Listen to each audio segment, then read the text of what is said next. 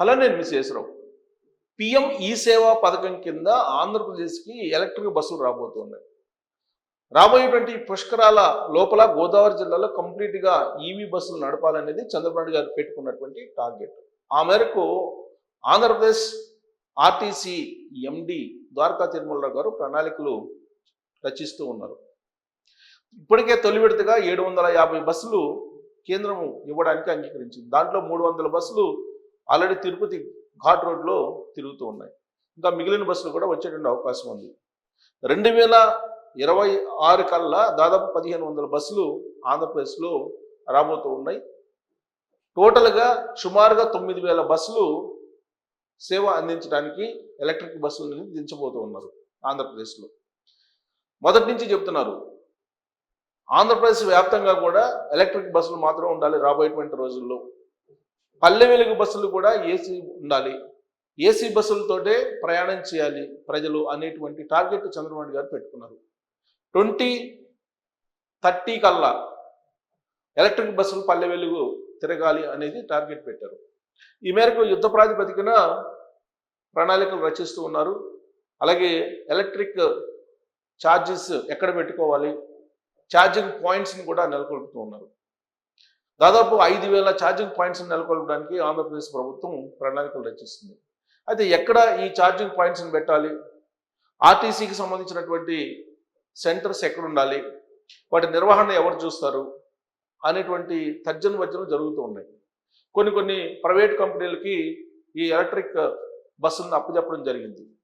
ఇప్పుడు పైనీర్ అనేటువంటి సంస్థ ఈ ఎలక్ట్రిక్ బస్సులకు సంబంధించిన నిర్వహణ కానీ, రిపేర్స్ కానీ, లేదా ఛార్జింగ్ పాయింట్స్ కానీ వీటన్నిటిని మెయింటైన్ చేయబోతుంది. దీనికి సంబంధించిన ఆర్టీసీకి సంబంధించినటువంటి యాజమాన్యం ఒక అంగీకారానికి కూడా వచ్చింది. ఇప్పుడున్నటువంటి పరిస్థితుల్లో ఎలక్ట్రిక్ బస్సులు అయితేనే వైబిలిటీ ఉంటుంది, లేదంటే ఆర్టీసీకి నష్టం వస్తుంది అనేటువంటి ఉద్దేశంతో పూర్తి స్థాయిలో ఎలక్ట్రిక్ బస్సులని రాష్ట్ర వ్యాప్తంగా పరిచయం చేయడానికి ఆంధ్రప్రదేశ్ ప్రభుత్వం సిద్ధమవుతుంది.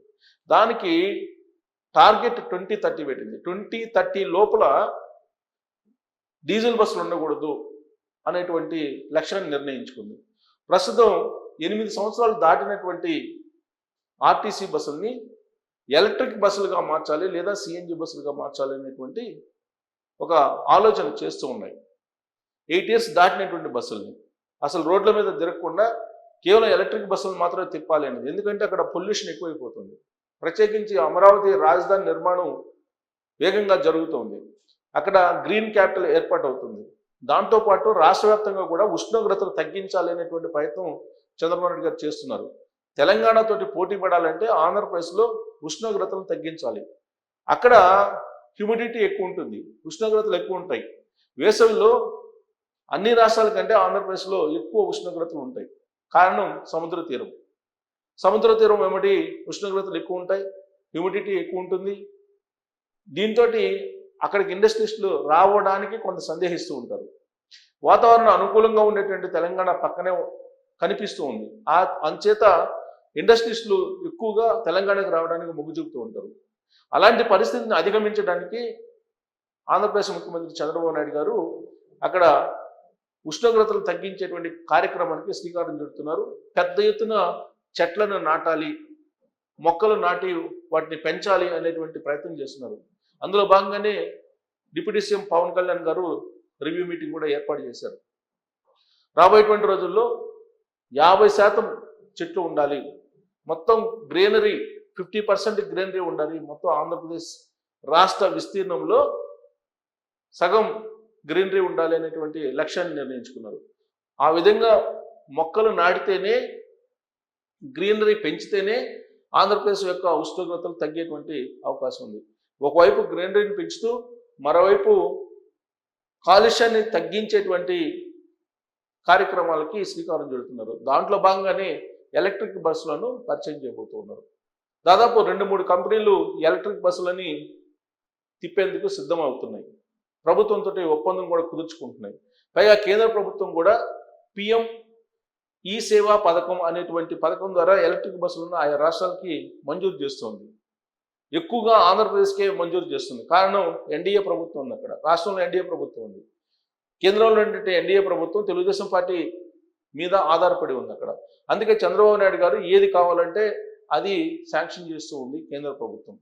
దాంట్లో భాగంగానే ఇప్పుడు ఎలక్ట్రిక్ బస్సులను ఆంధ్రప్రదేశ్కి తీసుకురావాలి అనేటువంటి లక్ష్యంతో చంద్రబాబు నాయుడు గారు పెద్ద ఎత్తున ఎలక్ట్రిక్ బస్సులను కేంద్ర ప్రభుత్వం నుంచి కేంద్ర ప్రభుత్వ అనుమతితోటి కేంద్ర ప్రభుత్వ వాటాతోటి బస్సులను ఆంధ్రప్రదేశ్కి తీసుకొస్తూ ఉన్నారు.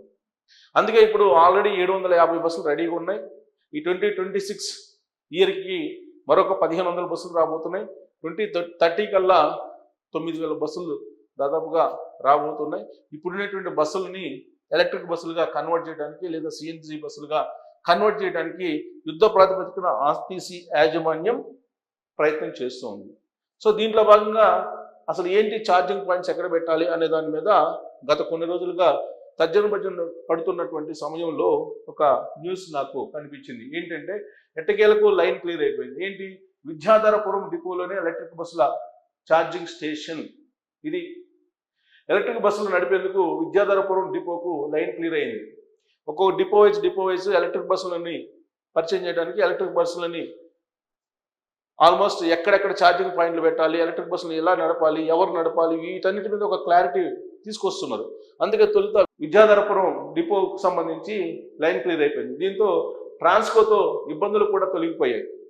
ఒకవేళ ఎలక్ట్రిక్ బస్సులు అయితే ఎలక్ట్రిక్ ఛార్జెస్ కావాలి, సో ఎలక్ట్రిక్ విద్యుత్ కావాలి. ఆ విద్యుత్ ఉత్పత్తి చేసేటువంటి ట్రాన్స్కో తోటి ఇప్పుడు కొన్ని హడ్డిల్స్ ఉన్నాయి, అవి కూడా తొలగిపోయాయి. విద్యాధరపురం డిపోలో ఛార్జింగ్ స్టేషను మెయింటెనెన్స్ డిపో ఏర్పాటుకు ట్రాన్స్కోకు ఆర్టీసీ దరఖాస్తు చేసిన నేపథ్యంలో గతంలో తిరస్కరించడం జరిగింది. ప్రస్తుతం ట్రాన్స్కో కేంద్ర ఇంధన వనరుల మంత్రిత్వ శాఖ బృందాలు చూడండి ఎంత వేగంగా జరుగుతుంది. ట్రాన్స్కో ప్లస్ కేంద్ర ఇంధన వనరుల మంత్రిత్వ శాఖ బృందాలు ఇటీవల ఆర్టీసీ అధికారులతో కలిసి విద్యాధరపురం డిపోను సందర్శించాయి. వర్షపు నీటి ముంపును దృష్టిలో ఉంచుకొని కొన్ని సూచనలు చేయడం జరిగింది. వరదలు వచ్చినా ఇబ్బంది లేకుండా ఉండేలా ఎత్తైన సిమెంట్ ప్లాట్ఫామ్పై ఛార్జింగ్ పాయింట్లను ఏర్పాటు చేయాలని, మెయింటెనెన్స్ డిపోలో అందుబాటులో ఉండేటువంటి టూల్స్ను సురక్షితంగా ఉంచడానికి వీలుగా తక్షణం తీసుకోవాల్సినటువంటి అంశాలపై నిర్దేశించింది. దీంతో ట్రాన్స్కో అధికారులు ఛార్జింగ్ స్టేషన్లకు హై టెన్షన్ విద్యుత్ కనెక్షన్ ఇచ్చేందుకు అంగీకారం తెలిపారు. ట్రాన్స్కో అంగీకారంతో కథ సుఖాంతమైంది. విద్యాధరపురం డిపో చుట్టూ బహుళ అంతస్తుల భవనాలు ఉన్నాయి. సమీప సబ్ స్టేషన్ నుంచి డిపోకు ప్రత్యేకంగా లైన్స్ వేయాల్సి ఉండడంతో భవనాలు అడ్డు వస్తున్నాయి. దీనిని దృష్టిలో ఉంచుకొని ట్రాన్స్కో అధికారులు భూగర్భ విద్యుత్ కేబుల్స్ కు ప్రతిపాదించడం జరిగింది. దీనికి ఎలక్ట్రిక్ బస్సులను నిర్వహించే పయనీర్ సంస్థ అంగీకారం తెలిపింది. సో దీంతో హై టెన్షన్ కేబుల్స్ సమస్య కూడా కొలికి వచ్చింది. 2 నెలల్లో పయనీర్ సంస్థ విద్యాధరపురం డిపోలో ఛార్జింగ్ స్టేషన్ మెయింటెనెన్స్ డిపోలను ఏర్పాటు చేయనుంది. సో కాబట్టి ఒక్కొక్క డిపోకి సంబంధించి మొత్తం ఛార్జింగ్ పాయింట్స్ ఎక్కడ పెట్టాలి, వాటికి ఎలక్ట్రిసిటీ ఎక్కడి నుంచి తీసుకోవాలి, ఇవన్నీ కూడా కోఆర్డినేట్ చేసుకుంటున్నాయి కేంద్ర ప్రభుత్వంతో ఆర్టీసీ.